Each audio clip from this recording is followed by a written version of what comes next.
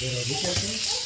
अरे भैया वो खड़े हो गए चल के एक पर के कमाल कर दिया भाई इस्लाम ने। हैं? ये ड्राइवर कितना बेहतरीन है। ना यार।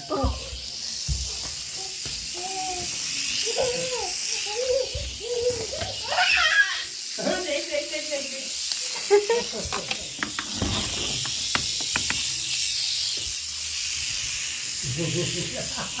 ले ले ले मर गया चले।